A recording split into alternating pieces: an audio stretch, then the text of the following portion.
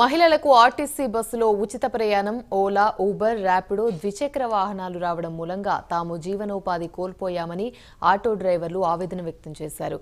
Telangana auto drivers transport ఐకాస్ ఆధ్వర్యంలో Jubilee bus station పరిసర ప్రాంతాల్లో భిక్షాటన చేసి నిరసన తెలిపారు. ఎన్నికల మేనిఫెస్టోలో కాంగ్రెస్ ఆటో డ్రైవర్లకు సంక్షేమం బోర్డును ఏర్పాటు చేస్తామని హామీ ఇచ్చినప్పటికీ ఇప్పటికీ నెరవేర్చలేదని ఆగ్రహాన్ని వ్యక్తం చేశారు.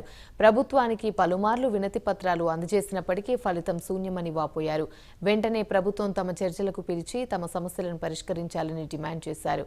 ఆటో డ్రైవర్ల ఆత్మహత్యలు చేసుకునే దుస్థితి ఏర్పడిందన్నారు.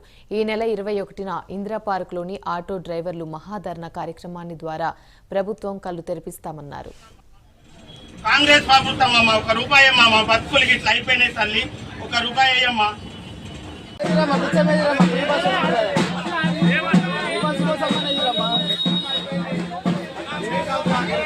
ఆధార్ కార్డు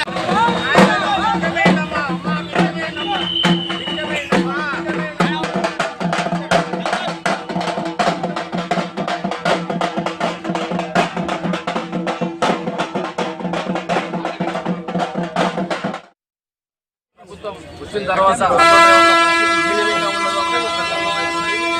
ఆటో డ్రైవర్లు రోజు ఇంతకుముందు గతంలోనే అనేక సమస్యలతో మేము ఇబ్బందులు పడుతున్నాము. ఆ సమస్యలకు ఇది ఒక పెద్ద సమస్యగా మాకు తయారైపోయింది. ఈరోజు గతంలో 1500 చేసుకొని అన్ని మూడు ఇంటికి 500 తీసుకుపోయే పరిస్థితి మనకు ఉన్నది. ఇప్పుడు అసలే లేదు. 500-600 కూడా రాని పరిస్థితి ఉన్నది ఇప్పుడు మాకు.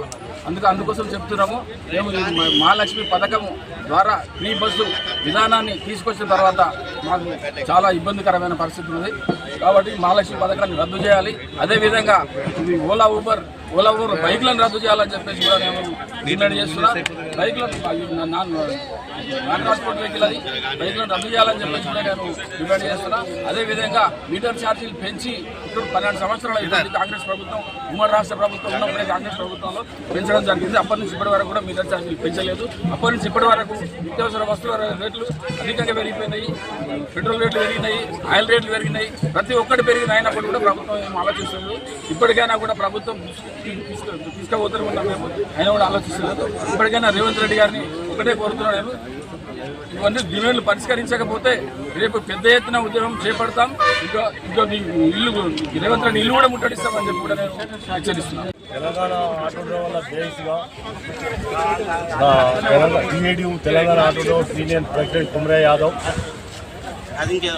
కాంగ్రెస్ ప్రభుత్వం అధికారం రానికి ప్రజలకు హామీలు ఇచ్చింది. అక్కడ అదేవిధంగా ఆటో డ్రైవర్లకు హామీలు ఇచ్చింది. ఆ హామీలు ఇస్తే ఆటో డ్రైవర్లకు డిమాండ్స్ పరిష్కరిస్తారనేసి మేము కూడా కాంగ్రెస్ ప్రభుత్వం మీద ఆశపడి ప్రభుత్వాన్ని హామీలు ఇచ్చి మా ఆటో డ్రైవర్లకి హామీలు ఇచ్చి అమల్లోకి వచ్చింది, గవర్నమెంట్లోకి వచ్చింది. వచ్చి కూడా 11-12 నెలలు అవుతుంది. ఇప్పటిదాకా ఆటో డ్రైవర్ల సమస్యలు అయితే పరిష్కరించలేదు.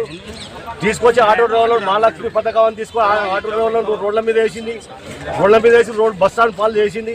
అయినా మేము ఎన్నో కార్యక్రమాలు చేపట్టి గవర్నమెంట్కి మెమరాండం ఇచ్చి, అయ్యా మా సమస్యలు ఇవి ఉన్నాయి, మీరు పరిష్కరించండి, మా బాధ ఇది ఉంది, మీరు ఉచిత బస్సు పెట్టిరు, మీ మహాలక్ష్మి పథకం పెట్టి మమ్మల్ని ఆటో డ్రైవర్లు మొత్తం మీద రోడ్డు మీద వేసారు, మేము ఎన్నోసార్లు మెమరాండం ఇచ్చి విజ్ఞప్తి చేసినాం ట్రాన్స్పోర్ట్ మినిస్టర్ కానీ రేవంత్ రెడ్డి ముఖ్యమంత్రి కానీ. అయినా ఇప్పటిదాకా పట్టించుకోలేదు.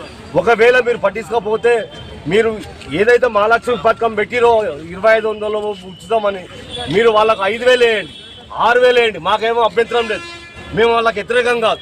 మరి మాకు కూడా పరిష్కరించండి.